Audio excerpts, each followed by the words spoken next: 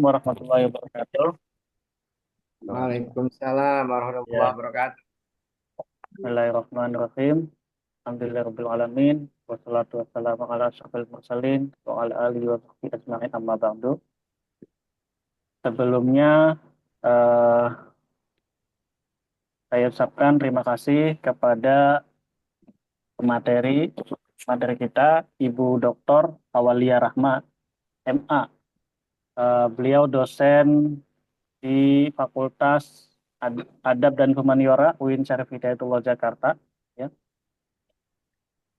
Eh, sebelum kita lanjut untuk melakukan diskusi, saya akan membacakan sekilas tentang riwayat pendidikan dan pekerjaan beliau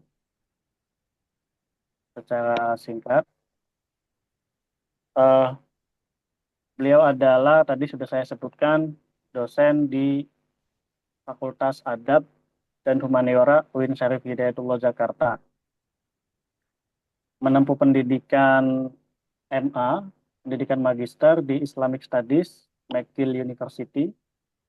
Kemudian lanjut di pendidikan doktoral di Sejarah Universitas Indonesia. Tesis beliau adalah tentang Sufi, judulnya pada tahun 2000, Sufi Order and Resistance Movement, The Sanusia of Libya, 1911 sampai 1932. Kemudian disertasinya yaitu pada 2016, Coffee Culture in 19th to the first half of the 20th Century Java, Lifestyle and Identity.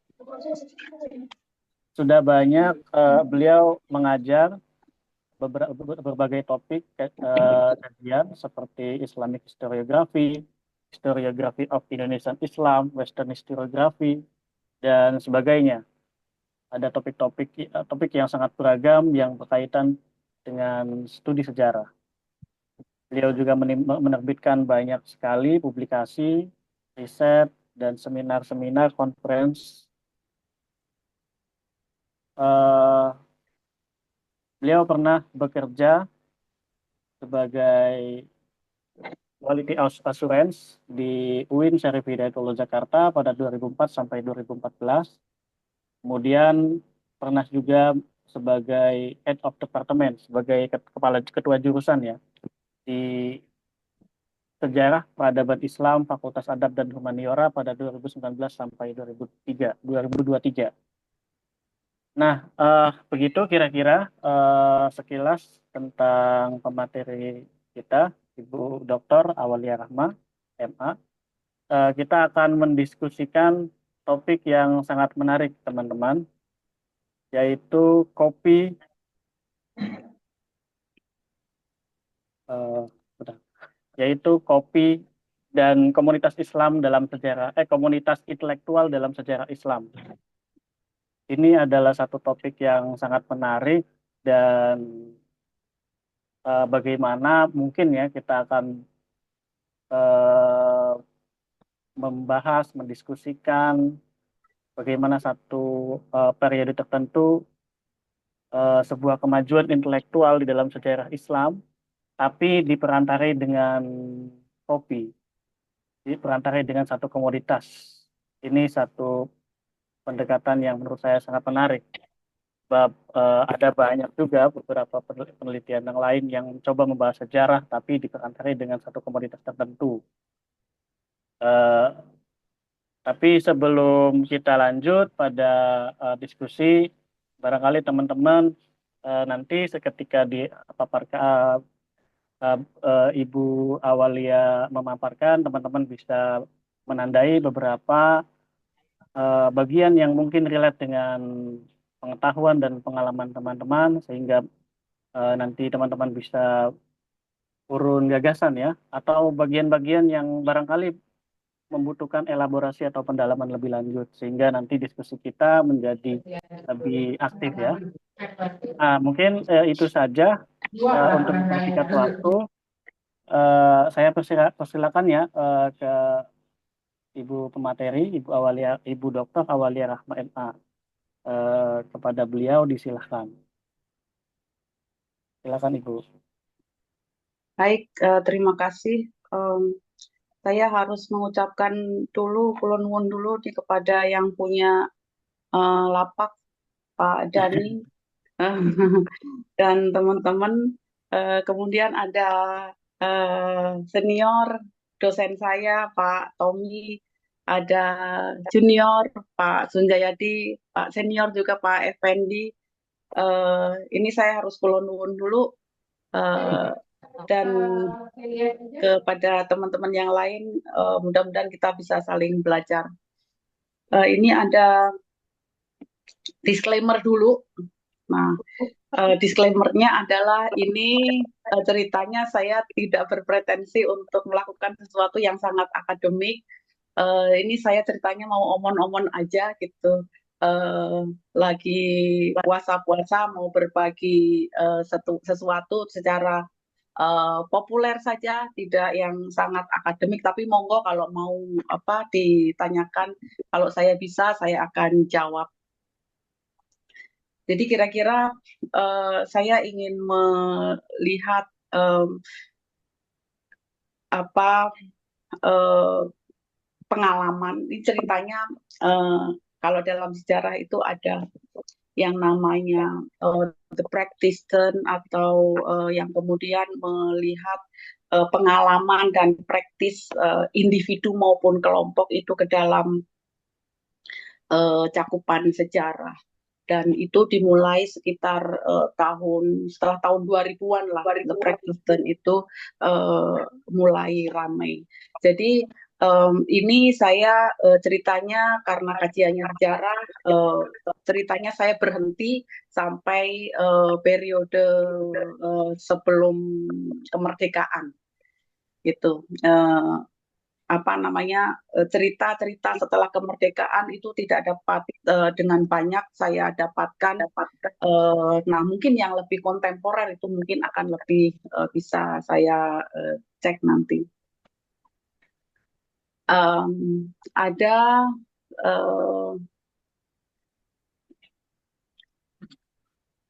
ini saya juga me, melihat dulu kelompok-kelompok orang-orang yang saya ingin sampaikan sebagai bagian dari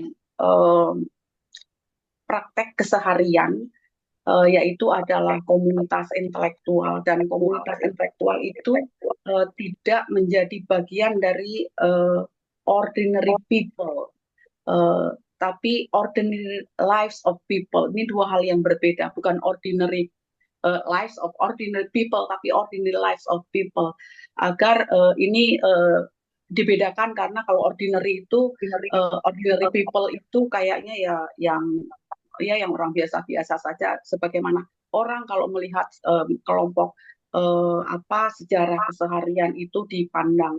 Tapi ini ordinary lives, jadi saya tidak melihat kelompok tertentu berdasarkan kelas, berdasarkan ras atau gender dan etnis dan lain-lain.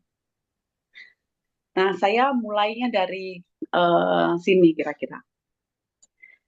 Jadi yang kita tahu di koran-koran, di media itu banyak sekali diceritakan bahwa yang namanya coffee culture, kopi sebagai minuman itu dikenalkan oleh Kaldi dari Ethiopia. Dan kalau kita mau lihat sebenarnya bukan orang Ethiopia yang memperkenalkan kopi. Yang memperkenalkan kopi adalah orang Yaman yang belajar ke Azhar. Kenapa begitu? Tradisinya orang Ethiopia itu, um, ini kan ceritanya sudah masuk Masehi ya, artinya ketika kopi itu ditemukan itu sudah masuk periode ketika agama Kristen itu sudah banyak menyebar, dan kita tahu Kristen di Ethiopia itu sangat kuat. Di Ethiopia itu minum kopi buna, makan kopi yang disebut sebagai buna itu dianggap sebagai tradisi, tetapi meminumnya itu bukan tradisi mereka. Nah, masalahnya em, itu menjadi bagian dari upacara gereja dan sekaligus tradisi yang sifatnya itu ritual yang laki-laki dan perempuan bisa melakukannya. Tapi mereka belum minum kopi, gitu. Dan minum kopi itu barulah ditemukan oleh biasanya sih diatribusikan kepada Umar. Umar itu adalah salah satu dari murid Syekh Sadzili, penganut ya, bukan bukan murid langsung tetapi penganut tarekat Sadziliyah. Makanya di beberapa daerah sejumlah tradisi minum kopi itu namanya Sadziliyah gitu, dan sebelum meminumnya itu harus menyebut dulu Bismillah, kemudian menyebut diatribusikan kepada Syekh Sadzili, dan kemudian baru minum air, kemudian baru minum kopi. Kenapa bukan kopi dulu baru minum air? Itu sebaliknya, itu tradisi apa Eropa. Orang Eropa minum air untuk mencuci sisa-sisa rasa kopi. Tetapi kata orang Arab, kopi itu harus ada sisanya, dan harus berasa sampai waktu yang nanti harus minum kopi lagi gitu, dan sampai bahkan ada, entah ini benar atau tidak, saya perlu konfirmasi juga kepada para ahli hadis yang mengatakan bahwa malaikat atau selama kita bau kopi itu malaikat akan menjaga kita. Dan demikian juga ada cerita-cerita bahwa Nabi itu bahkan minum kopi, dan bahkan orang Persia pun minum kopi. Padahal itu tradisinya sekitar tahun 500-an. Jadi itu uh, beberapa hal yang mungkin harus dikonfirmasi lagi. Um, ini saya harus melihat lagi ke apa namanya tradisi siapa sih yang sebenarnya memulai gitu. Nah, yang memulai itu tadi ya kelompok orang-orang yang lebih banyak dihubungkan dengan Tarekat Saziliyah. Tarekat Saziliyah itu lebih dikenal sebagai kelompok penganut tarekat yang lebih apa ya, yang lebih modis gitu, yang lebih rileks, yang lebih mengikuti perkembangan zaman gitu. Jadi dia lebih gampang mengikuti arus gitu dibandingkan yang Naksabandi misalnya. Dan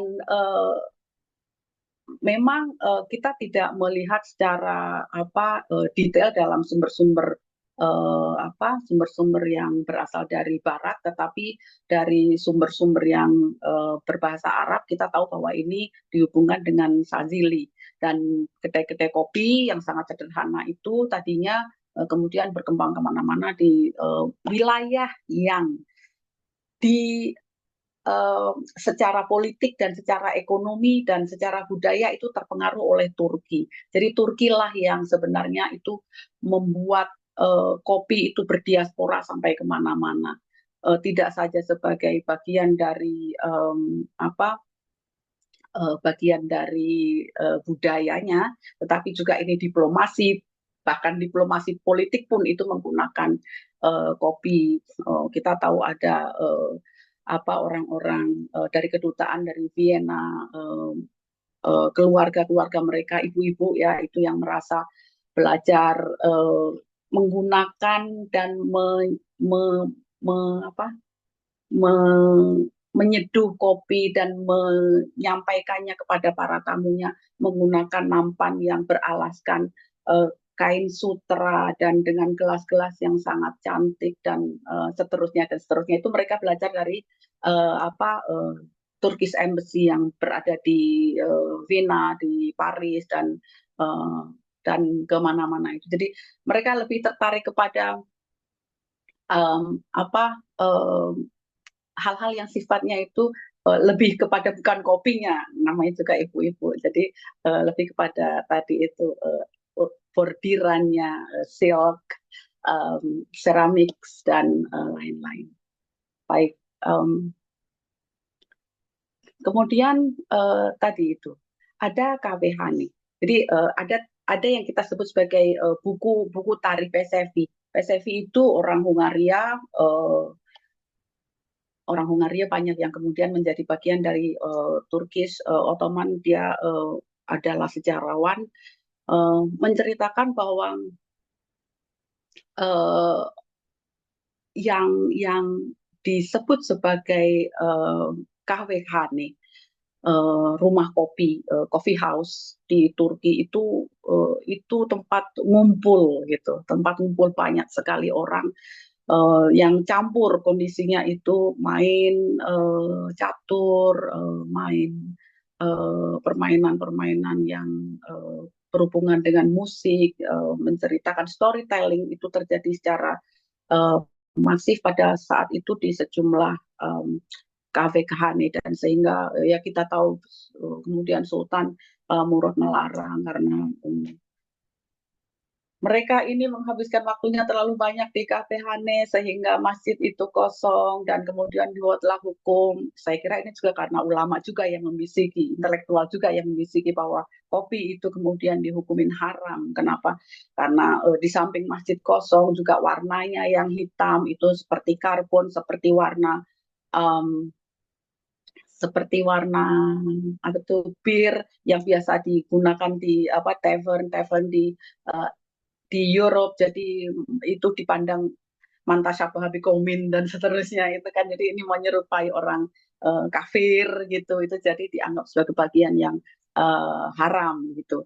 Nah, yang begini-begini ini kemudian nanti kemudian berubah, dan kita tahu bahkan Cafe Hani sendiri menjadi tempat pelarian para eh, para dervis juga, tetapi yang bektasi, karena mereka misalnya capek habis dari latihan militer dan kemudian ngumpet di situ dari para jenderal-jenderalnya, dan kemudian melalui gang-gang yang sangat kecil itu kemudian mereka akhirnya ditemukan.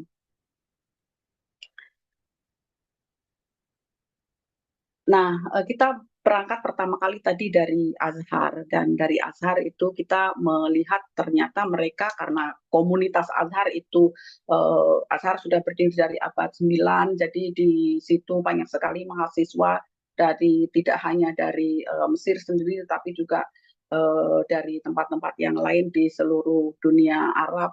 Dan dari situ Azhar tentu saja tidak akan lepas dari Haramain, dan disitulah Makkah, Haramain, Madinah dan Azhar itu saling berhubungan satu sama lain. Jadi melalui jalur university dan melalui jalur haji ini sangat mempercepat sekali diaspora uh, praktik minum kopi ini. Di Oxford ini bukan dunia Muslim, tetapi ada sejarawan Muslim yang mengatakan bahwa sebenarnya dunia akademik Eropa ini sangat berhutang kepada kopi. Kenapa? Royal Society, cikal bakalnya kelompok yang menerbitkan jurnal pertama kali di dunia yang sekarang kita ribut karena semua orang harus publish jurnal itu pertama kali munculnya dari sini gitu. Jadi uh, apa um, dunia akademik itu berhutangnya dari kopi gitu, dan di sini tempatnya itu di sini sebagai bagian dari sesuatu yang lebih modern gitu ya. Kalau yang tadi lebih tradisional barangkali di dunia Arab. Nah, kita berhenti di Eropa sampai di sini, sampai kemudian kita masuk ke wilayah Indonesia. Kita tahulah ceritanya bagaimana para proklamator kita, Soekarno di ITB. Waktu itu sebenarnya namanya bukan ITB ya. Jadi Ibu Inggit, istri kedua, istri keduanya Bung Karno itu rupanya menyediakan kopi setiap hari gitu. Jadi setiap pagi, dan sepertinya diakui bahwa dia itu terpikat karena kopi itu menjadi media gitu. Ini bukan untuk ditiru, tetapi tapi ini salah satu cerita gitu, serba-serbi lah ya dari proklamator kita. Di mana lagi kita mendapatkan kopi dalam dunia komunitas intelektual? Di Stovia. Nah, di sini Hatta waktu itu sempat di Stovia juga, kebiasaan mahasiswa Stovia kalau udah Sabtu sore mereka jalan-jalan ke Waltervreden, ke Senen, Pasar Baru, minum-minum kopi dan kemudian balik lagi gitu. Ini kata kata Hatta sendiri. Habis dari itu Hatta ke Erasmus. Nah, dia agak lama dia di Erasmus, kemudian di situ dia tidak hanya di satu tempat di apa di Rotterdam saja, tetapi juga di beberapa tempat lain di Eropa selain kuliah. Kebiasaan mahasiswa pada waktu itu adalah pergerakan nasional, jadi rapat di sana, rapat di sini, dan menghabiskan banyak sekali kopi. Dan Hatta ini mengakunya dia adalah peminum kopi tubruk gitu. Nah, tetapi dalam waktu yang sangat lama rapat diadakan dan tidak ada makanan, mungkin karena bapak-bapak saya nggak tahu, eh, itu jadi pencernaannya itu terganggu dan kemudian oleh temannya dia apa disarankan untuk mengkonsumsi KVH, itu merek merek decaf yang yang sangat terkenal pada waktu itu. Kopi itu sebenarnya decaf itu adalah kopi yang hanya mengandung 3%, jadi 97% itu sudah dihilangkan kafeinnya, jadi ini aman untuk lambung. Nah, tetapi dia tidak minum kopi tubruk aja dan kopi decaf. Dia juga untuk ketika dia tidak punya akses terhadap decaf, dia punya kopi susu gitu. Dan ya meskipun kopi susu sendiri menurut sebagian orang itu bukan bukan kopi yang menunjukkan nasionalisme karena ada susunya dan susu itu identik dengan Belanda gitu. Dan sehingga itu apa membuat kita mulai memikirkan bagaimana sebenarnya melalui makanan, minuman dan snack yang dia konsumsi itu dia lebih kooperatif dibandingkan dengan Soekarno. Dan kemudian dia berhenti tadi karena aku saling mengatakannya sebagai apa uh, kopi hak itu sebagai kopi yang dikebiri gitu. Kembalinya dari Erasmus dia masih minum kopi, tapi kopinya sudah kopi susu. Jadi ya tadi itu.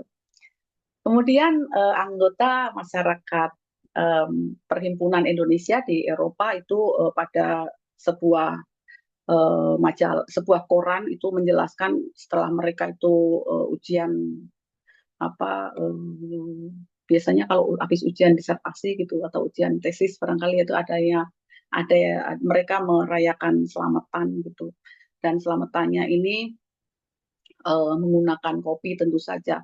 Kenapa tidak minum minuman anggur atau bir? Karena katanya orang Islam nggak ada, nggak boleh minum itu. Jadi minumnya ya yang disajikan di situ ya air putih, air teh atau air kopi gitu.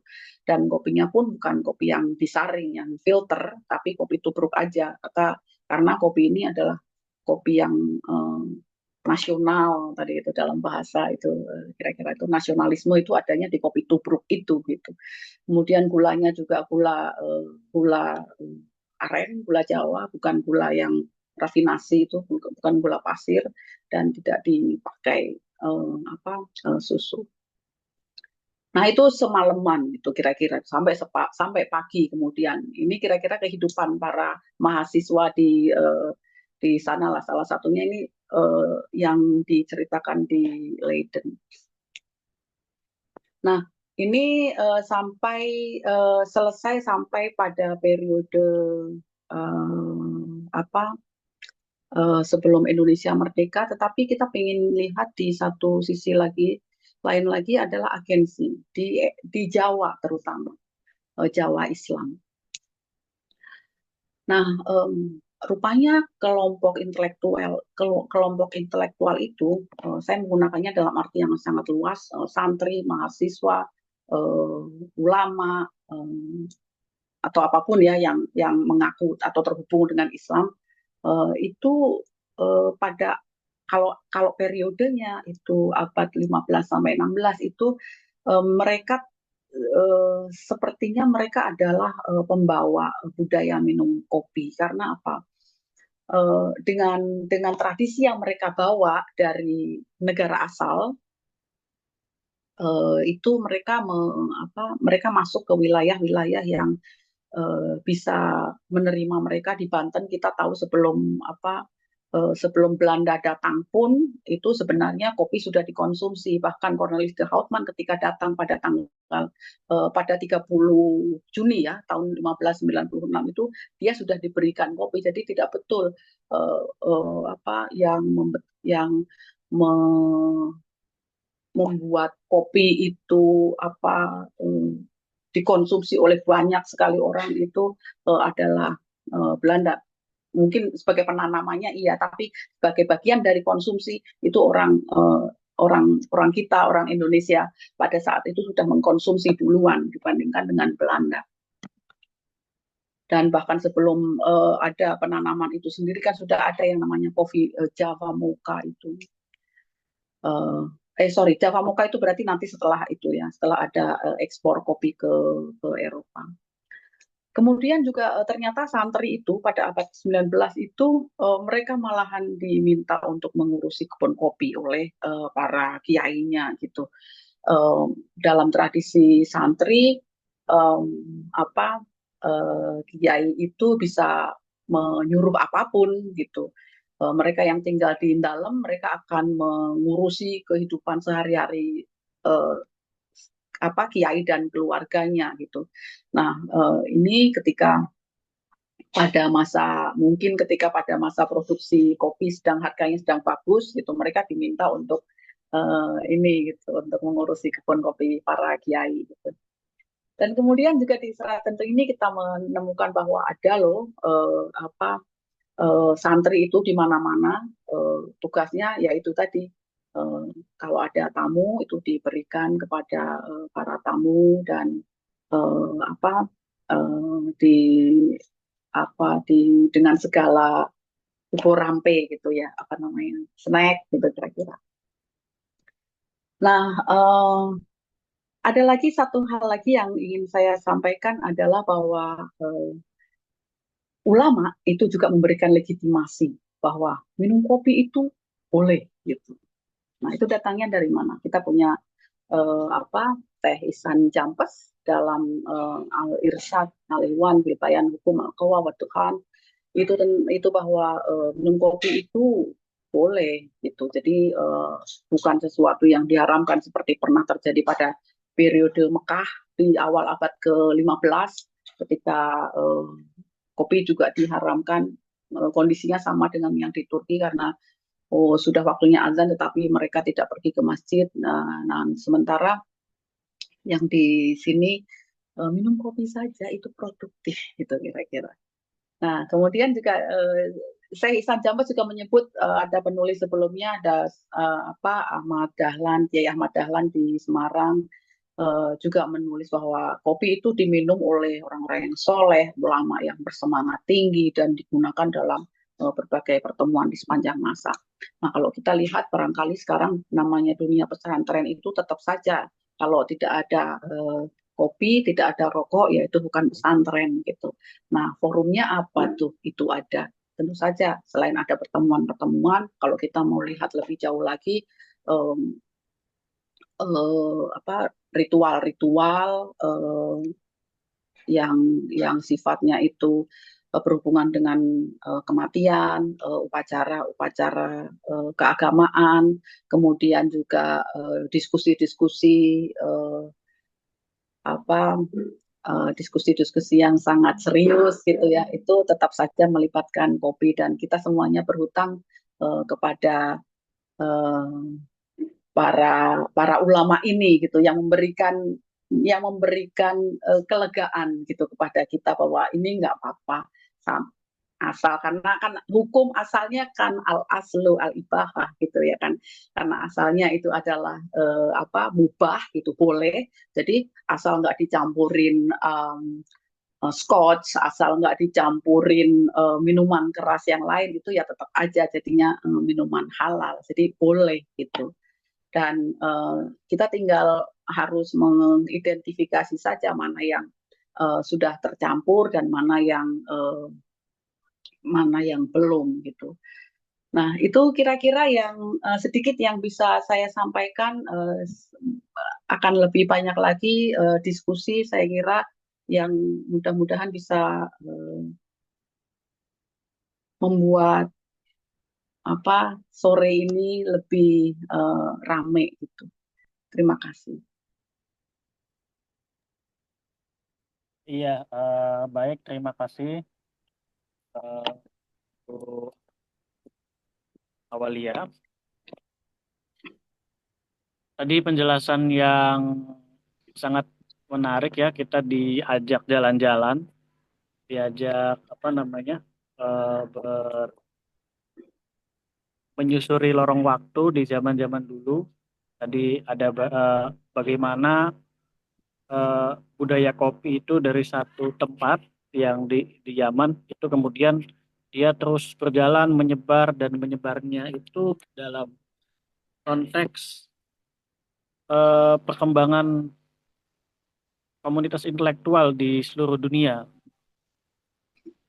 dari Timur Tengah kemudian ke Eropa, di Oxford, kemudian ke Indonesia sampai ke Jawa. Bahkan di akhir juga sangat menarik, ternyata ada legitimasi ya dari ulama kita bahwa minum kopi dan ngopi dan kohwah dan dukhon itu adalah halal ya. Nah, mungkin teman-teman setelah ini bisa memberikan satu tanggapan atau pertanyaan yang bisa dielaborasi lebih lanjut, diperdalam lebih lanjut terkait topik diskusi kita pada siang ini.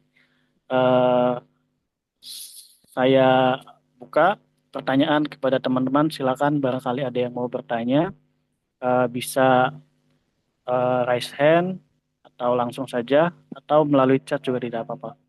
Silakan teman-teman memberikan kontribusinya.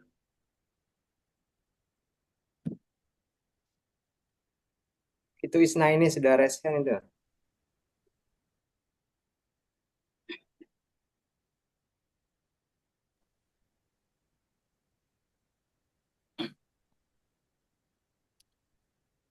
Ayo silakan teman-teman.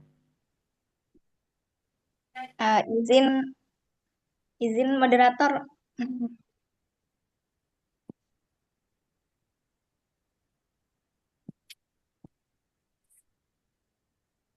Izin moderator. Moderator nggak lihat kayaknya itu resen. Halo. Siva, Eh, silakan. Isna ini. di sini Ya, baik. Baik, Pak. Izin untuk ini sih sebenarnya Ibu, dari pemaparan Ibu tadi, baik. ya, izin Pak moderator. Ya, Ini penelitian Ibu waktu ini ya Bu ya, pada saat tesis bukan? Pada disertasi ya Bu, kalau tidak salah. izin bertanya Pak moderator ini. Ya, silakan teman-teman ada yang mau bertanya, bisa eh, di kolom chat atau langsung raise hand, teman.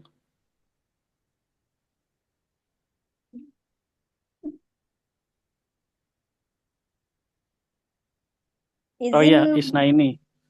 ya, baik. Terima kasih moderator. Akhirnya sudah dilirik raisennya. Halo cek. Ya, baik. Izin menyampaikan Ibu, tadi terkait materi yang sudah disampaikan sangat menarik sekali. Juga terus terkait sejarah-sejarahnya kopi, bagaimana terus juga bagi orang-orang intelektualnya. Terus juga tadi berdasarkan yang sudah Ibu jelaskan, kami juga menemukan apa sih konteks yang mirip di dalam kitab Fawaidul Muhtaroh, Ibu. Jadi yang tadi seperti Ibu ceritakan bahwa selama aroma kopi itu masih ada di lisannya orang yang minum kopi itu, kalau di sini konteksnya itu Ibu. Mazala rihu kohwah albun fi famil insan tastaghfiru lahu al malaikah. Nah, jadi kalau konteksnya yang di kitab ini, selama aroma kopi itu masih ada, maka malaikat akan memberikan ampunan, memintakan ampunan untuk dia kepada Allah. Seperti itu konteksnya kalau di sini, Ibu.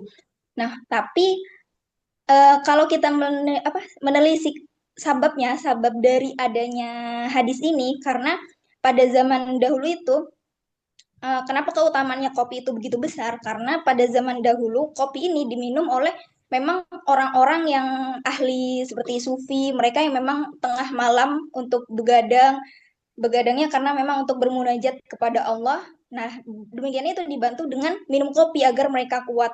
Terus juga musababnya karena kopi ini memang minuman orang-orang yang ahli ilmu, seperti itu dipakai untuk belajar, akhirnya untuk membantu mereka agar bisa kuat untuk tidak tidur semalaman, seperti itu Ibu. Nah, tapi kalau kita lihat konteks saat ini kan meminum kopi itu eh, tidak hanya orang-orang yang mungkin agar dia terjaga saat malam untuk beribadah, atau juga tidak terjaga saat dia untuk diskusi atau belajar, tapi juga banyak hanya minuman-minuman, apalagi minuman Gen Z sebagai minuman favorit saat nongkrong dan lain-lain.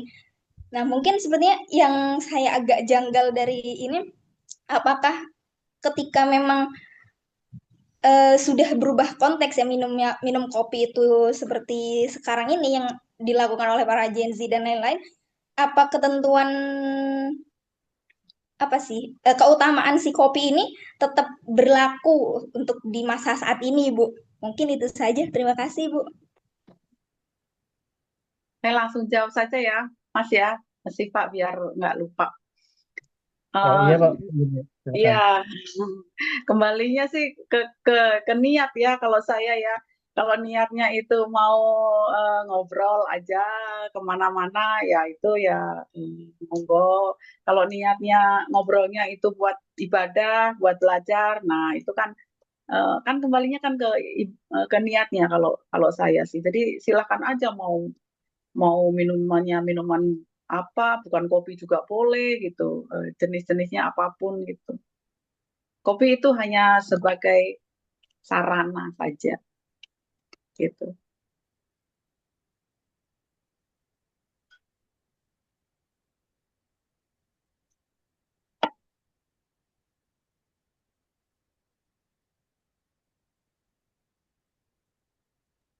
Baik, Ibu. Terima kasih atas jawabannya. Senang sekali, Ibu, berdiskusi dengan Ibu.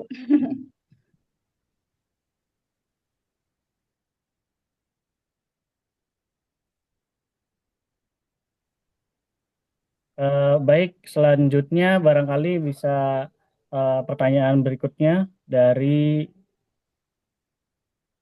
eh, Itu Pak Effendi itu, Effendi Pak saudara. Sudono. Pak Effendi. Silakan Pak Effendi untuk turun pendapat atau pertanyaan, silakan. Terima kasih, moderator Bu Awalia. Itu tadi Ya saya Pak. mendengar pembahasannya terus seperti itu ya, seperti apa, sangat menarik seperti kita bicara soal jalur sutra segala macam gitu ya. Jadi kita bisa melihat jalur kopi dari Afrika, kemudian ke Eropa, ke Arab, dan juga ke komunitas Indonesia yang bersentuhan dengan komunitas Belanda. Kemudian juga ketika kopi juga itu bersentuhan antara komunitas Eropa yang Kristen dan Islam, dan daerah-daerah yang bersentuhan antara Kristen dan Islam. Tapi kok mungkin nggak ada pertemuan antara tradisi kopi dan tradisi teh yang ada di misalnya Asia Timur ya, Cina atau Jepang gitu-gitu, Korea.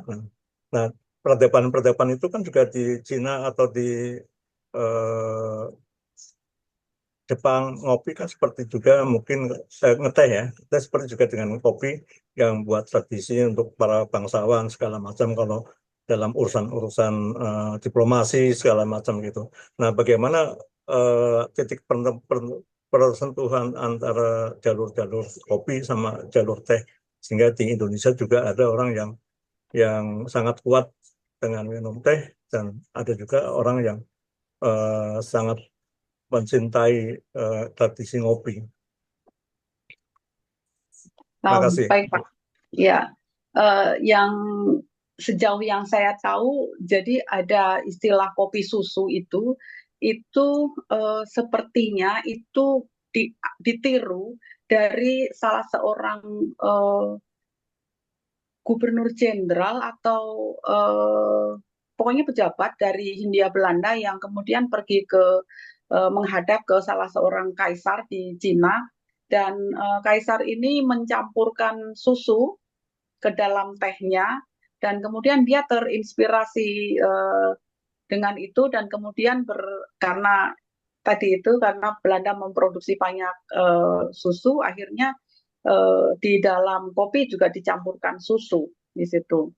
Nah, itu akhirnya juga kita kembali kepada produksi susu yang susunya itu didatangkan dari yang sapinya didatangkan dari Belanda kemudian dibawa ke Indonesia dan diternakan dan sehingga banyak sekali sampai sekarang kita punya pabrik-pabrik susu yang sebenarnya itu masih berafiliasi kepada tradisi Belanda waktu itu.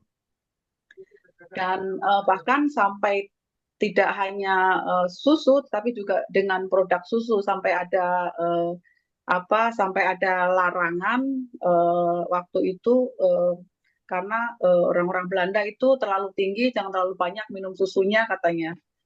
Sementara susu itu adalah minuman yang murah di Belanda yang murah, banyak didapatkan dan mengenyangkan. Pada kondisi ketika dunia sedang mengalami kelaparan, susu ini menjadi penolong gitu. Jadi makanya susu dan produk susu dairy itu digunakan sedemikian rupa untuk dicampur ke dalam makanan.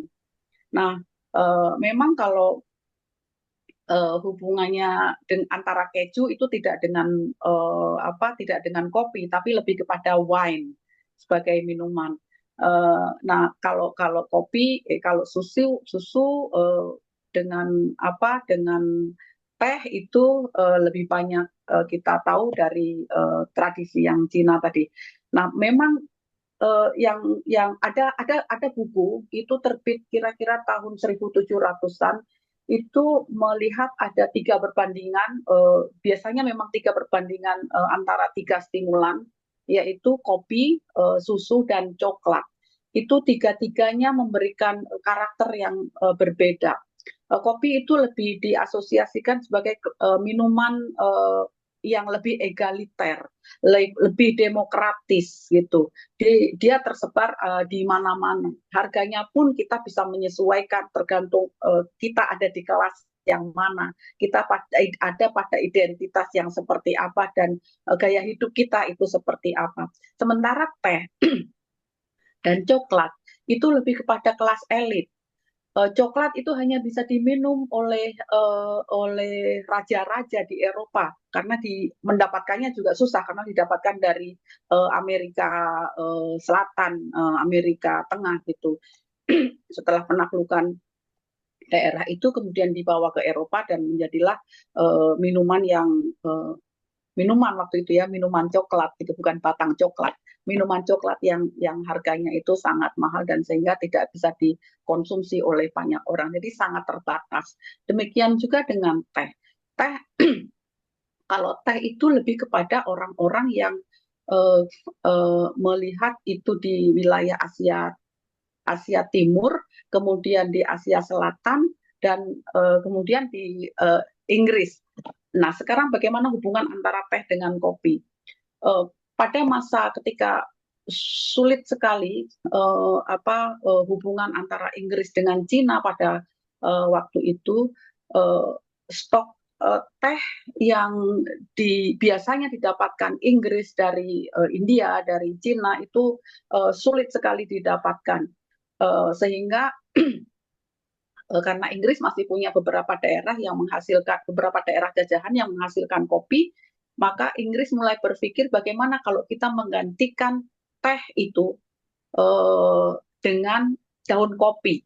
Jadilah yang namanya, kalau orang Minang itu bilangnya itu kopi kawa. Kalau orang Inggris menyebutnya sebagai coffee leaf gitu. Jadi coffee leaf tree. Jadi dari daun dari daun kopi itu rasanya antara teh dengan kopi. Kopinya dikit tapi lebih seperti teh. Dan itu adalah, saya kira itu adalah negosiasi yang yang sangat cerdas untuk untuk mengembalikan kopi, mengembalikan teh sebenarnya, tetapi masih berasa kopi pada saat itu. Nah, tetapi itu rupanya kebijakan itu tidak berlangsung cukup lama oleh pemerintah Inggris, sehingga ketika kondisi sudah membaik,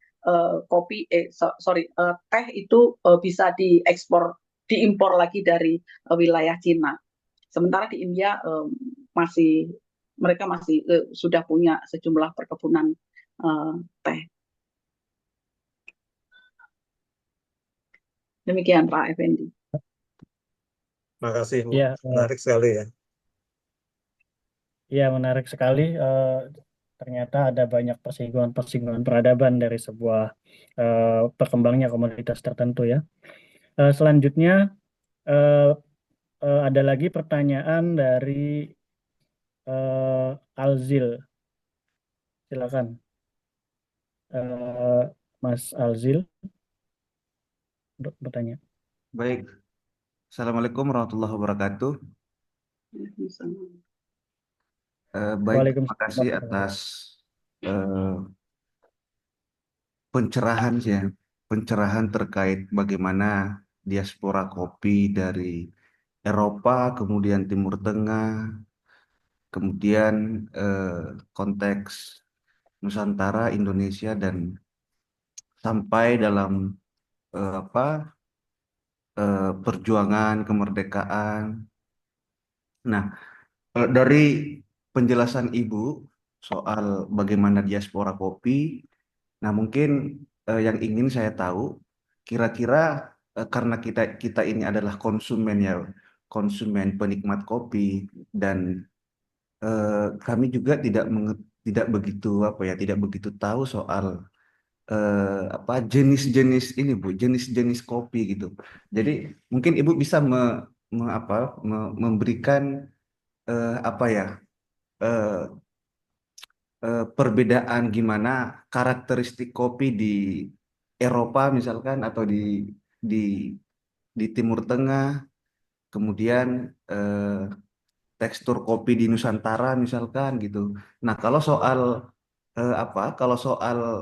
manfaat kopi mungkin sebagaimana yang sudah dijelaskan tadi Bu, mungkin sangat berpengaruh baik dalam perjuangan kemerdekaan, karena yang saya baca bahwa ketika Soekarno menulis teks proklamasi itu dibarengi dengan kopi dan rokok gitu. Nah, mungkin itu sangat familiar gitu Bu yang kita pahami. Namun yang jarang kita pahami, yang jarang kita ketahui soal soal karakteristik kopi gitu. Karakteristik kopi di di Nusantara, kemudian di Eropa, di Timur Tengah gitu. Mungkin itu aja Bu. Ini pertanyaannya saya sulit ini menjawabnya gitu. Saya tidak terlalu banyak minum kopi dari banyak negara. Kalau hanya dari sisi mencobanya saja saya mungkin bisa cerita gitu dikit ya. Jadi ini yang sejauh yang saya paham, barangkali yang lain bisa menambahkan. Dari mana ya mulainya ya? Secara garis besar ada dua, Arabica dan Robusta. Yang Robusta itu katanya lebih pahit. laki banget gitu. Yang Arabica itu lebih asem katanya. Bahasa yang lain yang lebih kekinian itu fruity gitu. Ini ibu-ibu lebih banyak yang suka gitu. Tapi ibu-ibu lebih banyak yang suka lagi kalau dicampur sama susu gitu katanya. Nah, itu dua. Tapi yang lain masih ada lagi, masih ada Liberica, masih ada Excelsa dan lain-lain. Itu yang paling banyak dari sisi jenisnya. Kemudian dari sisi asalnya, di Indonesia kita punya banyak sekali daerah penghasil kopi. Ada Gayo, ada Mandailing, ada Lampung. Lampung juga daerahnya Robusta. Kemudian di Priangan juga menghasilkan kopi. Kemudian di Ijen juga ada Java juga. Bali juga punya Kintamani. Kemudian ada Toraja. Kemudian ada Timor dan lain-lain. Semuanya punya karakter yang khas. Jadi kita tinggal mau yang mana aja gitu. Cuman pesen dari para pengopi itu katanya gini, jangan bilang kalau kalau kopi yang paling enak di dunia itu adalah kopi Indonesia. Gitu. Rasain dulu kopi yang lain, baru bisa bilang kopi Indonesia itu adanya di mana gitu. Nah, jadi cobalah Geisha, cobalah Yirgachev, cobalah Columbia, eh, bourbon dan lain-lain gitu ya. Menanggapi Itu harus dialami soalnya saya nggak bisa cerita gitu. Itu harus dialami. Jadi kita harus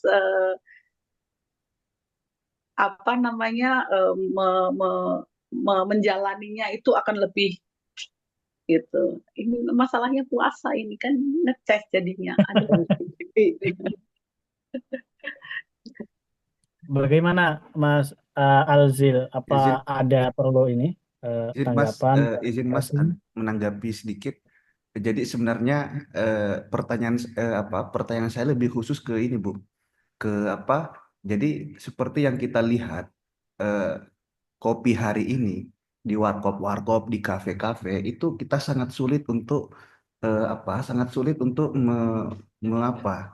menemukan kopi yang asli atau yang genuine gitu Bu.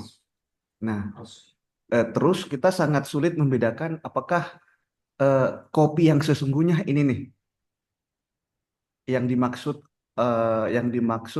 oleh orang Yaman misalkan, kan sejarahnya tadi Ibu mengatakan sebelumnya dari awal bahwa ada yang memanfaatkan kopi itu sebagai minuman itu orang Yaman gitu. Kemudian diasporanya sampai ke Eropa dan sebagainya. Nah, kira-kira eh, paling tidak ada indikator Bu gitu. Ada indikator atau untuk menentukan bahwa kopi yang sesungguhnya adalah ini, bukan kopi yang sekarang ini marak dijual oleh kafe-kafe yang ada gitu atau warkop-warkop yang ada gitu. Supaya Kalau supaya ya, aroma asli, aroma ininya Bu, aroma aroma yang aroma kopi yang sesungguhnya seperti yang dirasakan oleh Soekarno misalkan dalam konteks Nusantara, kemudian yang dirasakan oleh intelektual-intelektual Muslim yang ada di Timur Tengah misalkan atau di Eropa misalkan gitu Bu. Ataukah mungkin karena peradaban atau transformasi yang merubah itu Bu. Gitu Bu. Eh, Mohon. Baik, izin Bu. Mungkin kalau boleh saya menambahkan ya Mas ya. Barangkali pertanyaannya mungkin seputar bagaimana eh, proses diaspora itu mempengaruhi keragaman varietas-varietas itu, sehingga apa yang Ibu ceritakan sebagai kopi Yaman, kopi yang diminum oleh orang-orang zaman dulu itu, apakah yang kita minum sekarang? Jadi mungkin barangkali itu sebagai satu proses sejarah keragaman varietas itu, Bu.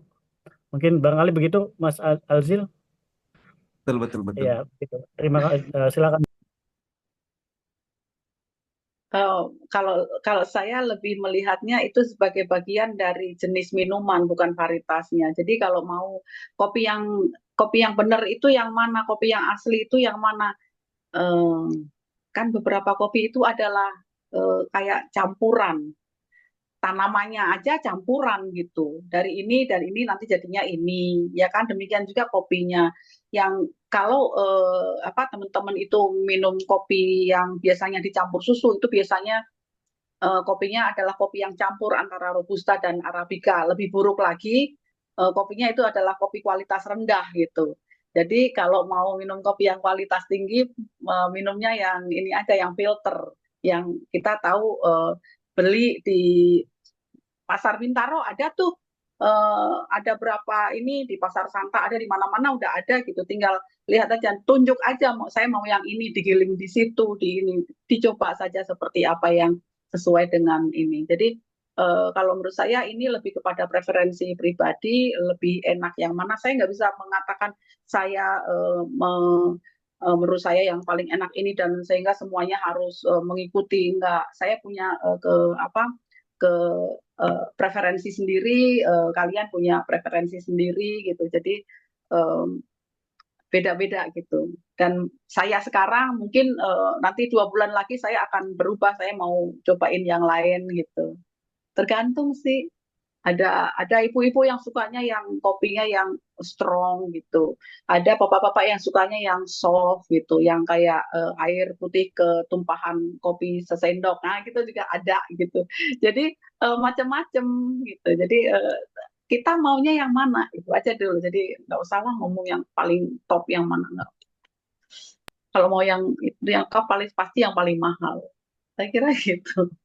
Iya. Baik, terima kasih Ibu jawabannya. Mungkin kita beralih ke Pak Erwin Nugraha. Silakan, sudah mengangkat raise hand dari tadi. Ya, terima kasih Pak Moderator. Mohon izin Ibu Awalia sedikit sharing aja Bu. Jadi saya setuju dengan Ibu bahwasanya untuk bisa kita berpendapat menentukan kopi terbaik itu kan berarti kita harus punya berbagai referensi kopi yang lain gitu kan. Nggak boleh kita bilang kopi Indonesia terbaik selama kita belum tahu karakter kopi yang lain seperti apa.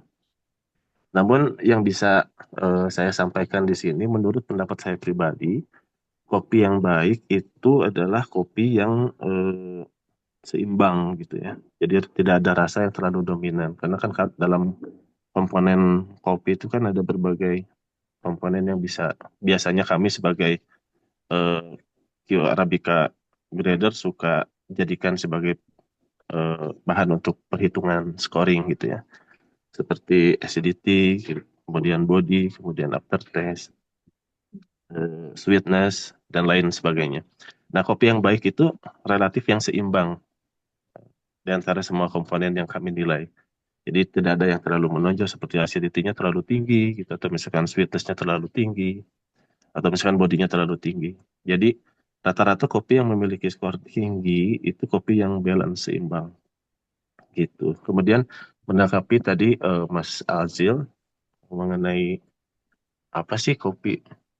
Kalau dilihat sekarang ini Mas, jadi perkembangan kopi di kedai-kedai.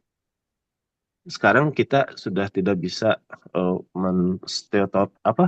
stereotipkan gitu ya, menstereotipkan bahwa kopi saset itu bukan kopi asli gitu, karena pada kenyataannya kopi saset pun masih banyak yang memang menggunakan kopi asli.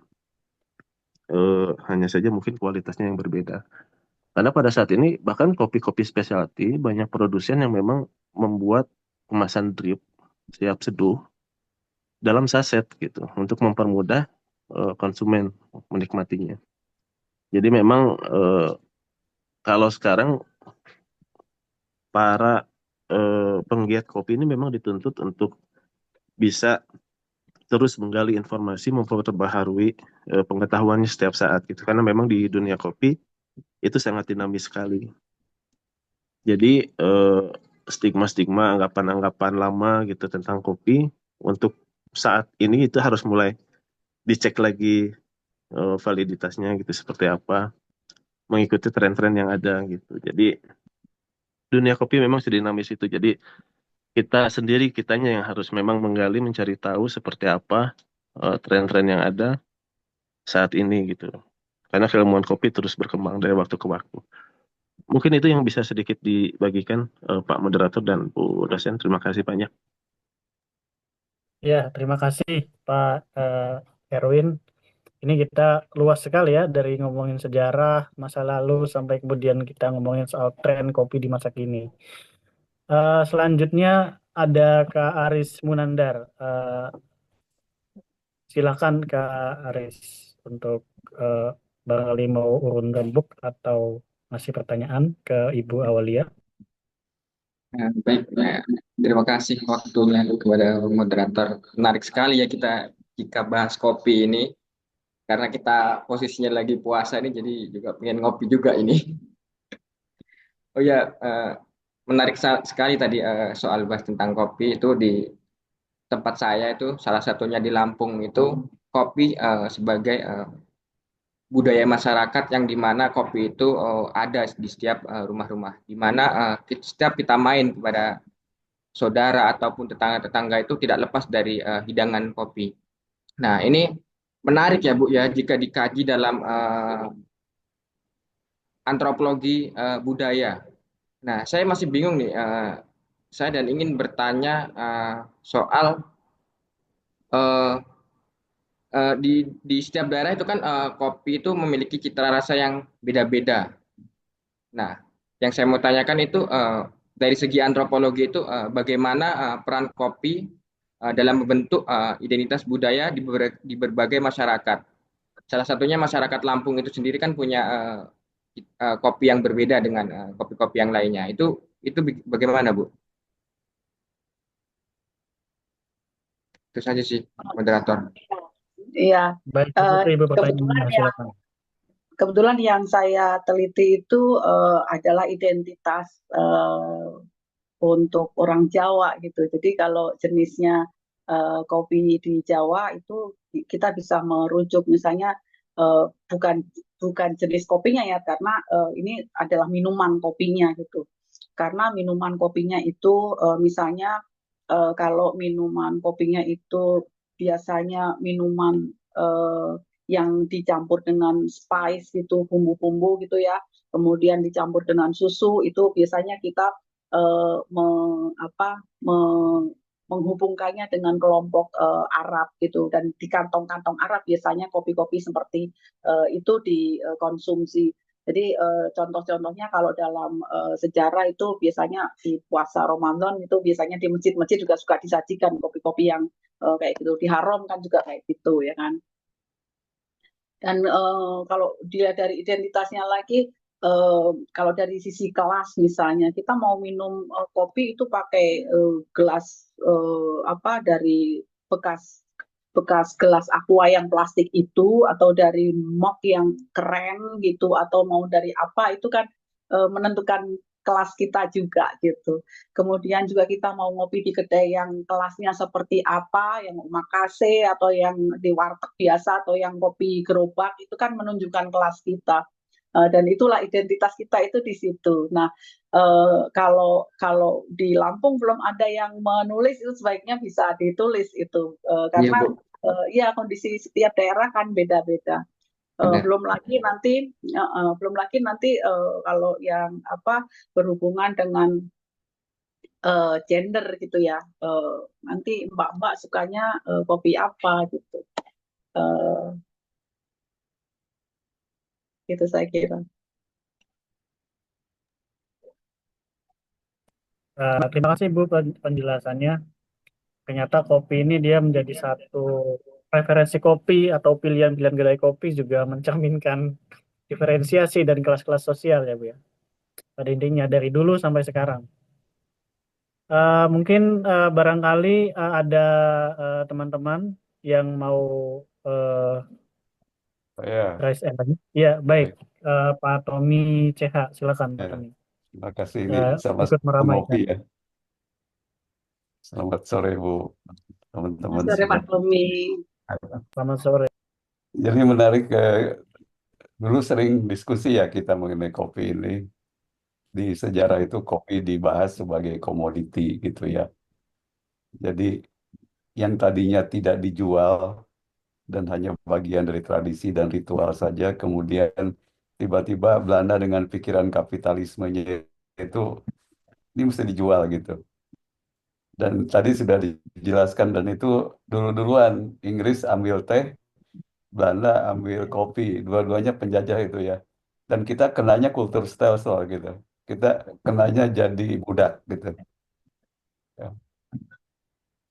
Nah, eh, saya baca disertasinya menarik sekali karena saya pernah diminta ke IPB cerita kopi, saya rujuk juga. Jadi ada satu satu episode di mana kopi belum jadi komoditi di Nusantara itu kalau tidak salah di disertasinya itu. Sudah disajikan oleh raja-raja Jawa, raja-raja apa? Kalimantan, Jawa ya, sudah disajikan. Nah, ini sebetulnya episode yang sangat menarik gitu ya, membahas dari yang tadinya bukan komoditi jadi komoditi gitu. Dan sekarang tadi banyak pertanyaan itu levelnya bukan lagi di komoditi tapi di gaya hidup gitu. Kopi yang Ya. baik, kopi itu beda cerita lagi gitu. Ya, nah memang kopi itu kompleks sekali gitu ya, sehingga penelitian ibu itu sangat penting saya kira memetakan perkembangan kopi di Nusantara ini. Belum lagi cerita mengenai haji-haji yang bawa kopi itu gitu ya. Semuanya bagian penting dalam episode perkopian di Nusantara ini gitu. Sehingga buat teman-teman yang ingin membicarakan kopi ini tebal sekali mau di mana masuknya gitu. Tadi yang terakhir itu di lifestyle, di gaya hidupnya gitu. Eh, Sampai sekarang saya suka kopi dan sering dapat kiriman kopi. Belajar mencicipi kopi itu juga nggak gampang gitu. Dan ketika saya mau minta barista untuk saya buat satu kegiatan untuk ngajarin kami lumayan mahal juga gitu ya honornya buat mereka gitu. Jadi itu satu hal yang lain lagi gitu. Belum lagi industri kopi sekarang yang orang rame-rame mengambil alih jual tukang kopi keliling menjadi kopi-kopi yang pakai motor segala macam itu. Jadi ini saya kira topik yang menarik Bu untuk dipelototi terus gitu ya. Nah, saya ingin dengar lebih lanjut sebetulnya episode kan di sejarah karena sejarah kan konstruksi peristiwa nih sebelum eh, komoditi gitu, sebelum Belanda membuat kultur stelsel. Kebetulan eh, kultur stelsel ini ditaruh di tanah leluhur kami di Priangan gitu ya. Jadi uji cobanya dari Subang sampai eh, Tangkuban Perahu terus sampai ke selatan ke Kuningan. Belanda bangun jalan-jalan itu bukan buat kita, Belanda bangun jalan-jalan buat kopi gitu.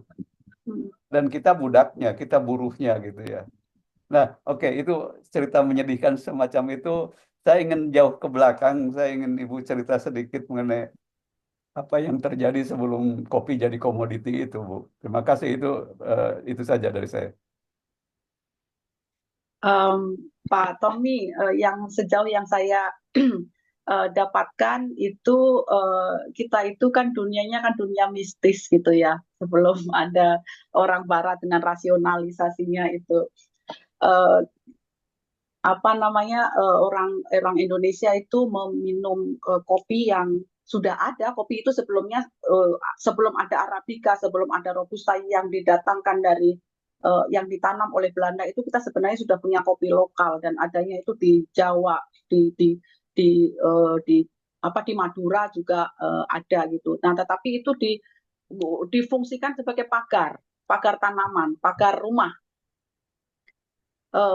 Daunnya ikut dimakan, kemudian daunnya bisa dibuat sebagai minuman, tetapi bijinya itu belum ada informasi bahwa itu apa namanya bisa dikonsumsi gitu. Sampai kita menemukan yang Salasilah Kutai itu, bahwa mereka sudah mengkonsumsi kutai pada level elit gitu.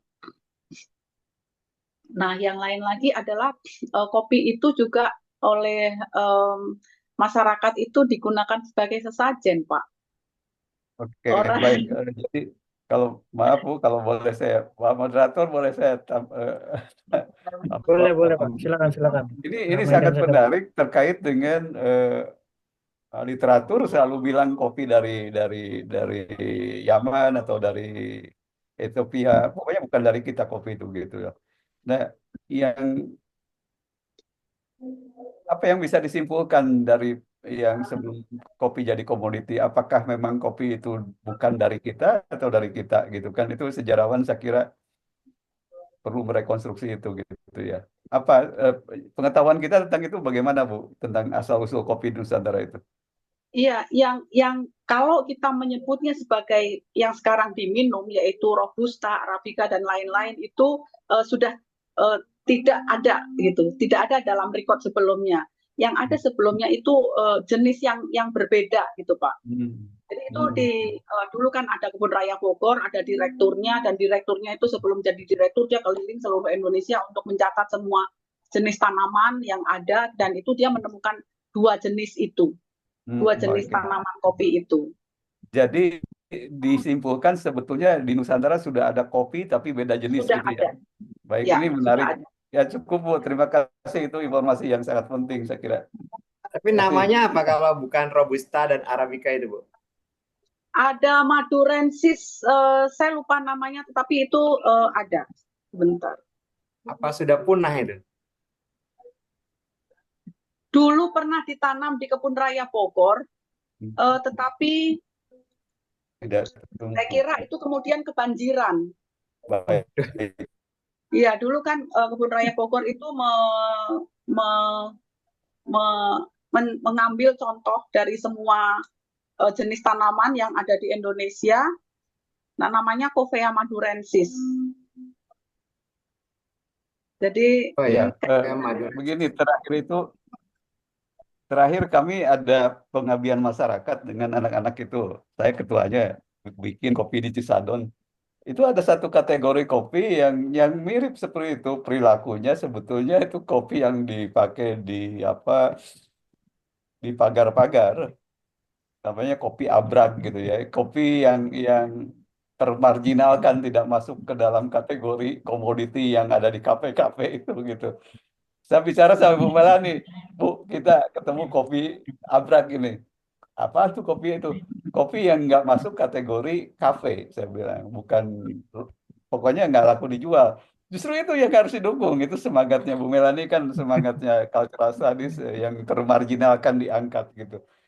Em, jadi ada persoalan itu memang menarik di perkopian ini. Eh, jadi setelah jadi komoditi, kategori kopi itu diarahkan oleh industri kan. Sekarang ya, kan cita rasa kopi kita juga diatur-atur. Yang enak tuh barista yang bilang enak gitu kan. Padahal leluhur saya juga udah ngopi dulu, dikuceknya tuh pakai kayu dulu, nah, nikmat sekali mereka. Nggak perlu dengerin barista gitu. Ya, itu industri ya, tapi itu cerita lain gitu. Ya, Iya, iya. terima kasih. Iya, menarik sekali diskusi soal kopi ini ya. Ternyata tadi ada kopi sebagai sebelum jadi sebuah komoditas ya, sebagai ritual dan seterusnya dan seterusnya. Saya pernah berbincang-bincang kalau orang kampung itu menyebut kopi-kopi yang tidak masuk kategori komoditas itu beda. Mereka menyebutnya kopi buhun ya, kalau tidak salah. Tapi apakah itu merujuk pada kopi-kopi yang zaman dulu banget atau tidak, saya juga kurang tahu. Mungkin ini Pak Hamdani kelihatannya mau gergetan, mau ikut rembuk ini lihat tadi. Silakan Pak Hamdani. Ya, makasih moderator. Makasih juga Pak Thomas sudah eh, share insight teman di SPS.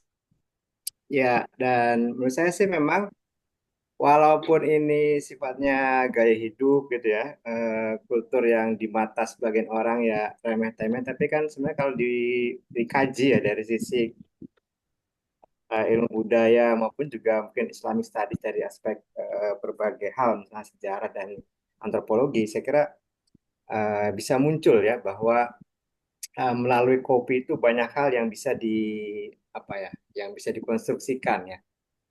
Kalau Pak Tommy tadi fasih sekali tuh bagaimana bercerita tentang kolonialisme gitu ya, anti kemapanan. Nah, saya suka tuh gerakan-gerakan itu. Jadi dengan kopi itu kita bisa melawan Ya, ya. melawan kemapanan. Dan juga dengan kopi sebetulnya kita kan mendefinisikan diri kita sendiri itu ya.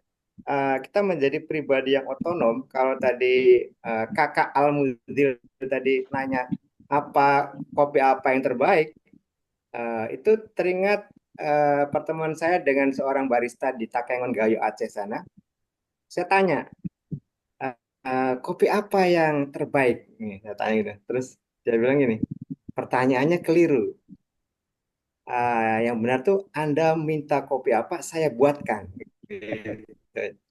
Nah, intinya enak tidaknya kopi bergantung pada selera kita. Selera kita adalah otonom, ya.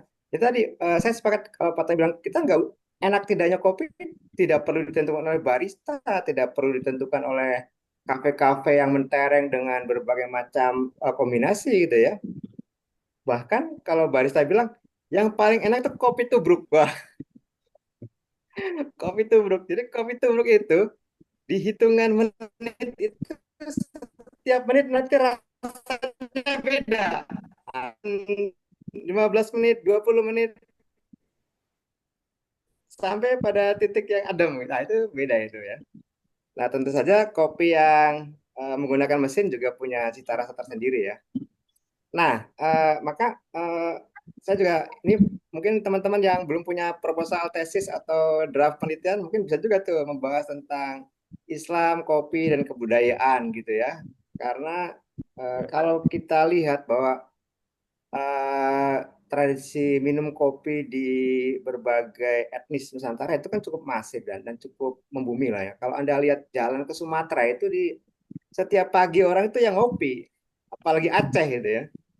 Saya ke Pekanbaru, saya ke mana tuh Aceh itu orang habis sholat subuh ya nyerbu kopi kedai-kedai kopi yang ada di sekitarnya gitu. Jadi mungkin buat mereka itu sesuatu yang tidak bisa ditinggalkan ya.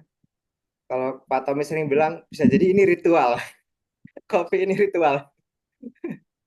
Itulah kira-kira urun rambut saya boleh ya. Terima kasih. Ya, terima kasih Pak Hamdani tadi menyoroti bagaimana kopi itu didisiplinkan ya sekarang. Barangkali Ibu Awalia mau menanggapi dari perdebatan-perdebatan tadi, silakan. Nah, tadi mungkin Pak Tommy mau menjelaskan tentang kopi buhun tadi Pak Tommy. Ini periangan banget soalnya. Iya, begini, Oh, ya, terima silakan. kasih kalau diberi waktunya ya. Iyalah. Silakan Jadi Pak. saya sering sama Pak Dani ini ke gunung-gunung gitu ya. Sering dengar cerita-cerita tentang kopi. Terakhir itu kami buat trip ke Cisadon. Cisadon tuh posisinya di atas rumahnya Pak Prabowo, 4 kilometer dari rumahnya Pak Prabowo itu ada Cisadon. Silahkan datang ke sana. Itu nggak ada listrik, nggak ada HP, enclave kecil, tapi dihuni oleh petani kopi dan tidak pernah dipupuk dan tidak pernah dipelihara kopinya. Pokoknya seadanya dipetik begitu. Eh, yang menarik di Cisadon itu eh, itunya yang banyak musangnya yang banyak musang ya yang makan kopi Luwak, itu luwak. luwak luwak. Nah jadi kopi luwaknya jumlahnya lumayan cukup bagus ya. Eh, kami dari kebudayaan sih anak bawa anak-anak ke sana lebih pada oral naratifnya gitu. Oral naratifnya tuh lagi-lagi baliknya Pak dulu ini punya Belanda, Belanda tinggalkan, kami terusin gitu. Nah, eh, pola semacam itu banyak di Indonesia itu ya. Tep- Tapi yang tadinya kopi bagus menurut Belanda itu ada Arabica di situ dan segala macam, Arabica terutama, kemudian berubah jadi Robusta karena tidak laku yang Arabica itu sedikit, tapi waktu itu apa pasarnya nggak begitu bagus katanya, jadi ubah ke robusta gitu. Akhirnya yang sekarang robusta gitu. Nah, itu jenis kopi kampung sisa-sisa komoditi Belanda gitu ya. Jadi tipologinya nih sejarawan lebih tahu dari saya. Jadi ada perkebunan kopi yang jejaknya tuh jejak kolonial gitu. Tapi ada perkebunan kopi yang tadi yang disebut moderator yang buhun gitu. Entah kapan sudah ada kopi itu gitu kan, namanya juga kagak tahu robusta atau arabica gitu. Ada sejenis itu, dan eh, di kaki Gunung Galunggung mereka bilang kalau nyeduhnya dengan baik, karhun pun datang kan gitu kan. Jadi saking saking wanginya kopi gitu ya, ya cerita-cerita itu tumbuh banyak ya di masyarakat. Yang saya ingin sampaikan sebetulnya tadi, eh, yang sangat menarik dari penelitian Bu Amalia itu, kalau pengetahuan kita tentang kopi komoditi itu banyak ya, sudah banyak sekali. Karena dokumen-dokumen banyak juga gitu. Misalnya di kampungnya Mas Dani itu dulu di Dixon atau di Wolongkong atau di mana ya, eh, Java Cafe itu $2 lebih mahal dari kopi-kopi lain ya, atau $1 lebih mahal. Jadi kami datang ke satu gerai itu ada kopi banyak sekali, termasuk kopi dari Amerika Latin ya. Nah, kopi walaupun mungkin bukan dari Jawa ya, tapi yang labelnya Java Cafe itu $1,5 lebih mahal atau $2 lebih mahal. Jadi s- saya bukan barista, tetapi pasti ada alasan kenapa itu mahal gitu. Entah dirasa, entah di rare-nya, jarangnya ya, pasti ada alasan gitu. Kenapa lebih mahal ya? Tadi ada bertanya mana yang enak, mana itu barista bisa memastikan itu gitu. Nah, gara-gara itu saya bongkar-bongkar ke Mensis, Mas Dani ya. Ada sejarah kopi yang bisa saya baca gitu. Ternyata ini sejarawan yang bisa rekonstruksi ya. Kopi kita dari Jawa sampai ke Leiden atau ke Amsterdam, ke pelabuhan-pelabuhan di Amsterdam itu dulu 6 bulan Bu ya. 6 bulan atau 3 bulan Bu perahu itu. Pokoknya nggak mungkin 3 bulan karena di musim monsun itu sekali ke barat, sekali ke timur, tergantung angin gitu. Nah, kopi yang sudah dikeringkan di tanah itu ditaruh di palka kapal dengan kayunya itu bikin aromanya mewah sekali katanya. Saya jadi ingin kopi juga nih. Jadi bau kayu jati itu menambah rasa pada kopi itu selama 6 bulan, yang membedakan kopi Jawa menjadi lebih mahal di Eropa waktu itu. Nah, itu itu masa-masa itu ya. Jadi, wah, kompleks sekali tentang kopi ini. Ya, ceritanya begitu ya. Tapi lagi-lagi tadi di balik kopi itu ada kepedihan ya di Indonesia itu. Kita tuh jadi buruh, jadi jadi slave. Gitu. Slavery itu ada di masa kopi. Ya, di situ ada abuse pada wanita dan macam-macam itu. Agama juga gitu ya. Ada satu kelompok di Bandung, di Lembang sampai sekarang masih ada orang dikumpulin terus dibaptis gitu. Itu di perkebunan kopi gitu. Nah, cerita itu seru gitu, kadang-kadang horor gitu loh tentang kopi itu. Eh, tapi itu banyak bisa dilacak di dokumen. Yang menarik karena saya punya background filologi, sebetulnya Ibu sebut naskah juga tadi, itu yang pra komoditi itu masih masih perlu banyak penjelasan gitu Bu. Jadi semoga ke depan ada tulisan Ibu tentang itu lebih detail lagi. Saya menunggu begitu. Jadi kopi pra komoditas gitu. Kan kalau saya petakan versi saya ini ada ada masa kolonial sama masa sekarang itu yang ke kopi sebagai gaya hidup gitu ya. Kan sekarang ditanya ngopinya di mana kan gitu. Tunggu dulu gitu. Mas Denny itu kalau saya ajak ke kopi kaki lima belum tentu mau tuh ngajaknya ke kafe misalnya. Itu menunjukkan who we are gitu. Walaupun cuma 30.000 atau tambah pajak gitu ya, tapi menunjukkan taste kita tentang kopi gitu ya. Sekarang itu versi pembicaraan itu versi sekarang gitu. Tapi yang tadi saya sangat menarik itu teman-teman semuanya itu ada satu masa di mana kita ternyata sudah punya kopi sebelum Belanda jadi ini tuh komoditi gitu. Nah, ini sangat menarik kalau menurut saya. Dan kalau Habis tadi ditemukan kopi buhun, wah itu kalau spesies itu apa ya nyebutnya, saya bukan di PB ditemukan, sangat menarik gitu. Jadi habis bukan lebaran kita Arabica, ngopi bukan ya. Robusta. Iya. Karena Robusta kan sebetulnya Robusta kasar, kopi yang di afkir gitu dari Arabica gitu. Arabica yang versinya di Yaman itu gitu. Belanda bikin versi-versi seperti itu sesuai kebutuhan pasar gitu ya. Nah, yang di Indonesia itu yang pra komoditi itu kopi apaan gitu ya. Berarti ada kopi buhun. Menarik tuh Pak Moderator kalau ditelusuri lebih lanjut itu. Iya, Pak. Demikian Mas Andi. Ya. Pak Moderator, saya kembalikan ke Pak Moderator. Iya, betul, Pak. Saya dengar itu banyak tuh di Kuningan, Pak. Saya orang menyebut kopi buhun, tapi entah itu seperti apa asal-usulnya. Eh, Barangkali memang itu warisan-warisan kolonial yang tidak masuk di pasar yang sekarang ya. Menarik sekali Pak Tommy penjelasannya terkait bagaimana melihat kopi dari sudut pandang ekonomi politik dan seterusnya ya. Eh, Mas, kita masih ada waktu mungkin 5 menit lagi ya, 3 sampai 5 menit lagi. Barangkali ada pertanyaan lagi.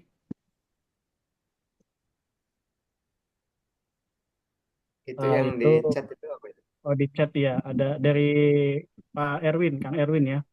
Sudah juga menarik di Kolombia. Sekarang ada varietas bernama Java dengan karakter khas Kolombia. Apakah ada korelasinya dengan Jawa?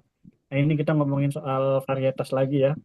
Eh, Bagaimana selain kebudayaan ngopi juga masuk ke kita, komoditas kita juga ternyata sudah sampai di belahan dunia yang lain. Silakan ya Ibu Awalia untuk merespon Ibu. Bagaimana eh,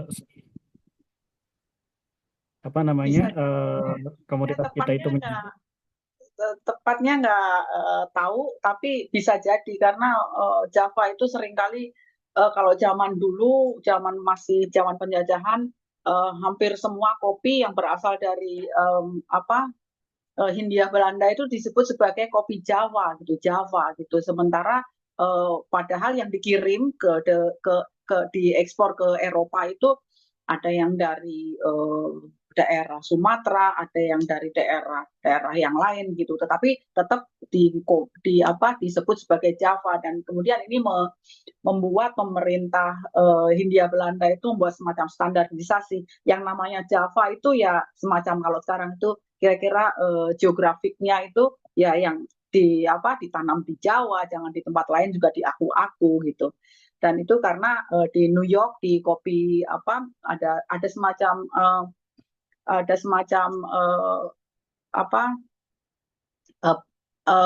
penjualan kopi yang terbesar di New York itu masyarakatnya pembeli-pembelinya pada komplain kok beda yang dulu kami terima Java dengan Java yang sekarang gitu. Jadi mungkin saja itu ada hubungannya dengan Jawa. Tetapi kalau kita membicarakan Jawa, ini lebih kepada Jawa yang dulu ya, yang Preanger, yang Ijen gitu, yang rasanya itu masih Jawa gitu, masih apa ya, masih sederhana gitu, belum yang ada infuse, belum yang ada macam-macam kayak gitu.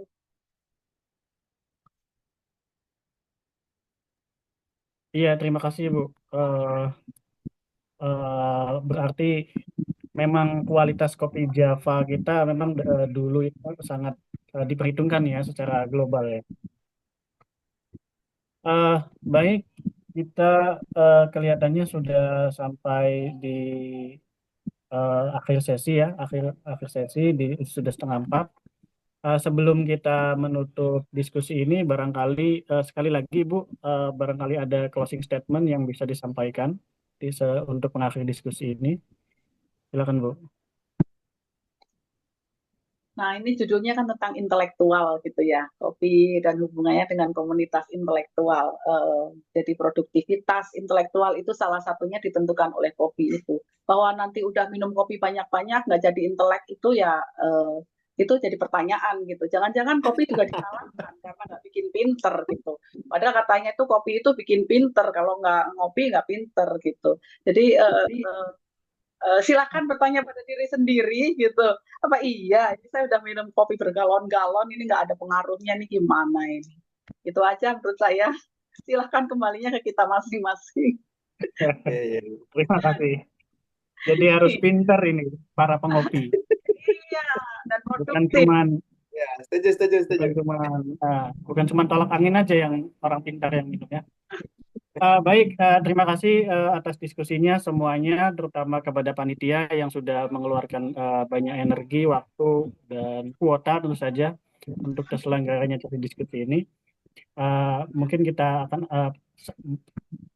barangkali dan sudah pasti teman-teman tidak puas karena ada banyak sekali topik yang begitu banyak sebarannya yang masih perlu didalami satu persatu, yang masih terpisah-pisah. Akhir kalam, saya akhiri diskusi ini sebagai moderator dengan membaca Alhamdulillah. Alhamdulillahirobbilalamin. Alhamdulillahirobbilalamin. Terima kasih. Makasih, Mulia. Terima kasih Makasih, Bu Mulia. semuanya.